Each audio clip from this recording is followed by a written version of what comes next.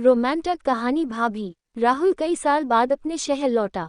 घर में सब बहुत खुश थे। उसकी भाभी नेहा हमेशा की तरह मुस्कुराते हुए बोली, इतने साल बाद आए हो, अब कुछ दिन आराम से रहना।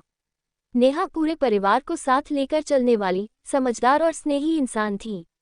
राहुल उन्हें हमेशा बड़ी बहन जैसा सम्मान देता था। घर का माहौल हंसी मजाक से भर गया। एक दिन नेहा ने महसूस किया कि राहुल कुछ परेशान है। उन्होंने पूछा, सब ठीक है? राहुल ने बताया कि नौकरी और जिंदगी की उलझनों से उसका आत्मविश्वास कम हो गया है। नेहा ने धैर्य से उसकी बातें सुनी और कहा, हर मुश्किल का एक रास्ता होता है, खुद पर भरोसा रखो। उनकी बातों ने राहुल को नई ऊर्जा दी। उसने फिर से अपने सपनों पर काम करना शुरू किया। कुछ महीनों बाद उसे एक अच्छी नौकरी मिल गई। उसी दौरान राहुल की मुलाकात मीरा से हुई। दोनों की दोस्ती धीरे धीरे प्यार में बदल गई। जब राहुल ने यह बात घर पर बताई तो सबसे ज्यादा खुश नेहा ही थी। शादी के दिन राहुल ने मुस्कुराकर कहा, अगर आपने मेरा हौसला न बढ़ाया होता तो शायद मैं आज यहाँ न होता। नेहा हंसते हुए बोली, बस खुश रहो, यही सबसे बड़ा तोहफा है। उस दिन पूरे परिवार ने महसूस किया कि सच्चा अपनापन और सम्मान ही रिश्तों को सबसे खूबसूरत बनाते हैं। रिश्तों की गर्माहट। अमन की शादी को अभी 6 महीने हुए थे। उसकी पत्नी पूजा और बड़े भाई की पत्नी साक्षी भाभी घर में हमेशा हंसी खुशी का माहौल बनाए रखती थी। एक दिन अमन का ऑफिस में बड़ा प्रोजेक्ट असफल हो गया। वह चुपचाप घर आया। साक्षी भाभी ने उसके चेहरे की उदासी देखी और पूछा, सब ठीक है? अमन ने कहा, लगता है मैं कुछ भी ठीक से नहीं कर पा रहा। साक्षी भाभी ने मुस्कुराकर कहा, एक हार से कोई इंसान छोटा नहीं हो जाता, कल फिर कोशिश करना। उनकी बात अमन के दिल को छू गई। अगले कुछ हफ्तों में उसने पूरी मेहनत से काम किया और इस बार उसे सफलता मिली। लौटकर उसने सबसे पहले अपने बड़े भाई और भाभी का धन्यवाद किया। पूजा ने हंसते हुए कहा, देखा, घर वालों का साथ हो तो मुश्किलें भी आसान लगने लगती हैं। उस शाम पूरा परिवार साथ बैठा, चाय पी और खूब बातें की। अमन को एहसास हुआ कि सम्मान, विश्वास और अपनापन ही किसी भी परिवार की सबसे बड़ी ताकत होते हैं। रोहन की नौकरी लगने की खबर पूरे घर में खुशी लेकर आई, लेकिन उसे पता नहीं था कि उसके लिए एक छोटा सा सरप्राइज भी तैयार हो रहा है। उसकी भाभी काव्या ने पूरे परिवार के साथ मिलकर घर को सजाया।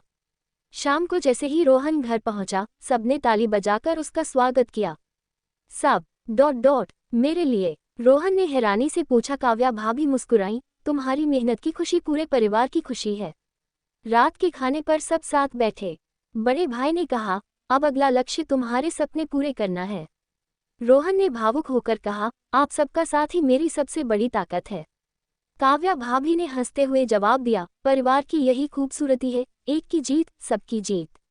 उस रात रोहन ने महसूस किया कि रिश्तों की सबसे बड़ी खूबसूरती सम्मान, भरोसे और अपनापन में होती है। कॉलेज की लाइब्रेरी से निकलते समय अचानक तेज बारिश शुरू हो गई। आरव छत के नीचे खड़ा था कि तभी एक लड़की भागते हुए आई। उसके हाथ में किताबें थीं और चेहरे पर हल्की सी मुस्कान। लगता है बारिश जल्दी रुकने वाली नहीं, उसने कहा। शायद नहीं, आरव मुस्कुराया। वैसे मैं आरव हूँ और मैं अनन्या। बारिश थमने का इंतजार करते करते दोनों घंटों बातें करते रहे। किताबों से शुरू हुई बातचीत सपनों तक पहुंच गई।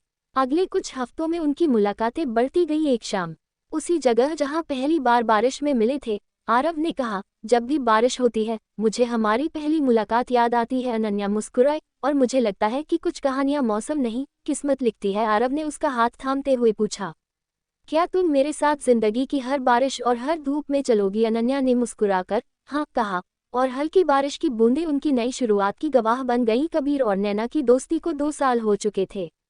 दोनों अक्सर शाम को शहर की झील के किनारे मिलते, बातें करते और अपने सपनों को साझा करते। एक रात आसमान में पूरा चांद था, हवा में हल्की ठंडक थी।